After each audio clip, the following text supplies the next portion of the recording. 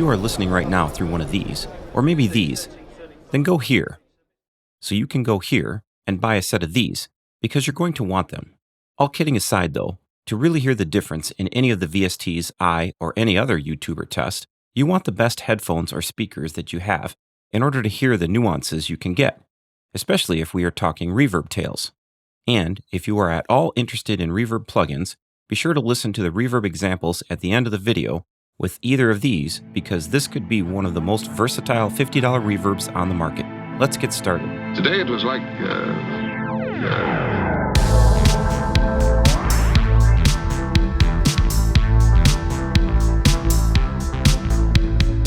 Whatever your musical itch is, and wherever you are on your journey, you're going to want an array of reverbs in your arsenal, because it's probably the easiest way to take an average vocal track or musical instrument and make it sound, well, better.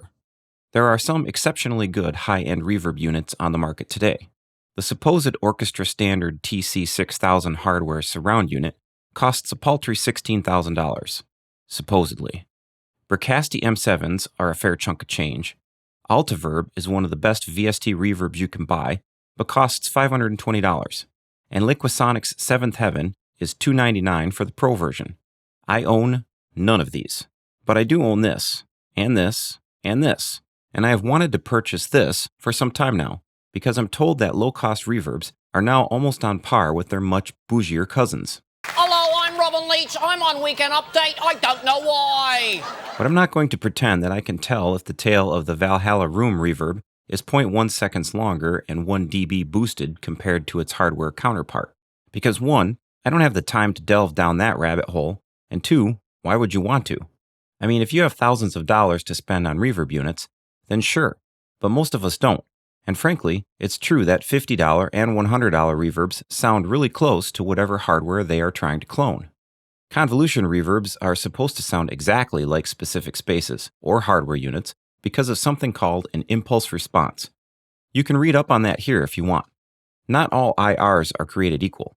Like any measurement tool, the accuracy of reproducing the space depends on the skill of the professional making the IR and the equipment they are using. IR plugins also come with many different features and an assorted number of IRs, which is why they vary in price. So what makes Fog Convolver II desirable to own? Is it on par or better than Altiverb at around 1/10 the price? No. And the main reason is this. Altiverb has somewhere around 1,000 IRs, a lot of them from some very, very famous places, like the Sydney Opera House, the Concert House, the Royal Academy of Music in London, the Grand Ballroom at the Manhattan Center in New York, the Cathedral of Notre Dame, Wembley Stadium, the Royal Opera in Stockholm, Frank Zappa's home studio, and even the King's Chamber at the Great Pyramid of Giza. I could go on, but you get the gist. Setting up an IR in all of these places costs a lot of money. In comparison, Fog Convolver gives you a dozen or so churches and cathedrals of much lesser fame, and Terry's Warehouse. oh, hail Lord Terry, giver of life. Oh, hail Lord Terry. As far as open-air spaces is concerned, the comparison is heavily in favor of Altiverb. But here's where Fog Convolver does compete, and I think it competes really well, and that is in the reverb gear, synth noises, test equipment, and vintage microphones category. I was really surprised at how much I liked the sound of a lot of these patches. In fact, I recognized the sound of several rack units without knowing what the unit was specifically. The Yamaha SPX90 was the big nostalgia one for me, as I had a similar half-rack unit in the 90s, and that Yamaha reverb sound was used on a number of famous recordings. Unfortunately, none of them were mine. A lot of the vintage mics also sound excellent, and there are a bunch of unique patches that can do some weird pitch, granular, echo type things. I thought a lot of the microphone IRs could also work great to help things sit in a mix better and give you that nostalgic sound. A lot of the other convolution reverbs will have similar equipment lists, and they probably all sound pretty good. But for under $50 on sale, Fog Convolver II gives you several things that most of the competition cannot. 1. Probably the best and coolest feature is that you can layer 2 IRs together and then adjust if they run in series, parallel, mixed parallel, or true stereo. This is super powerful, and I don't think that there are any other convolution reverbs that can do this. I'll showcase this in a bit. 2. It has an IR generator where you can create your own tailored IR then export it or import it directly into either the first or second IR slot. 3. Each IR slot has a fully programmable 5-band digital EQ. Not only that, there are 2 programmable LFOs for each IR slot on any of the 5 bands. Want to make a shimmer reverb with a slow frequency sweep? You can do that. Want to make a small room turn into a big room that then gets affected by a full frequency high pass filter sweep? You can do that too. The only thing missing is a one-shot option on each of the LFOs, which would be a nice addition. 4.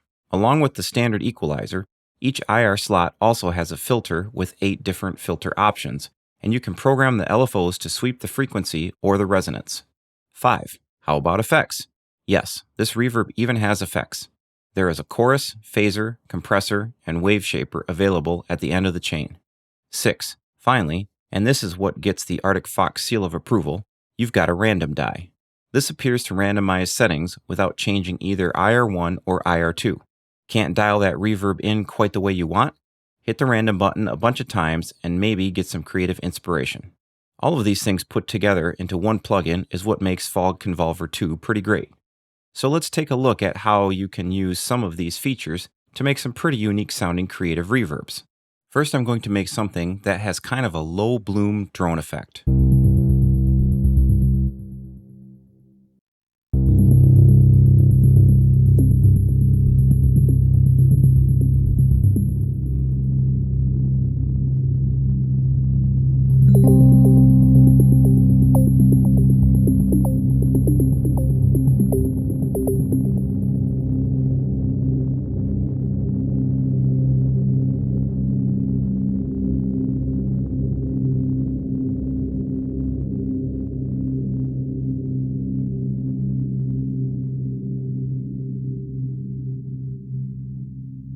For the second example, I'm going to combine both an odd delay and a grainy IR from polarity.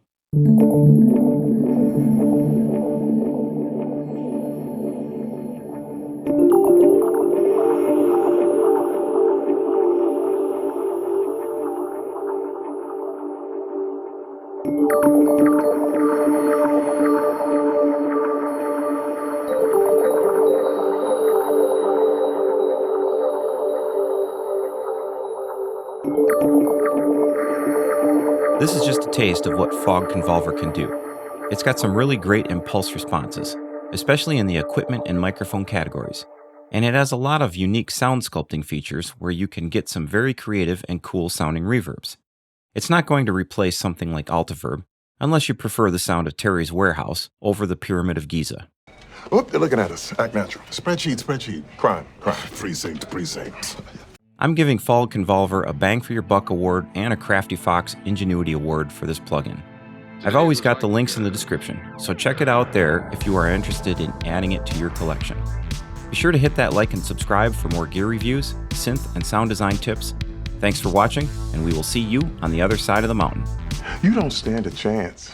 I'm gonna turn Jeffords Junction into the funnest town in America. That's right. I said funnest. Stop dancing. Stop dancing. This is a direct order. Stop dancing.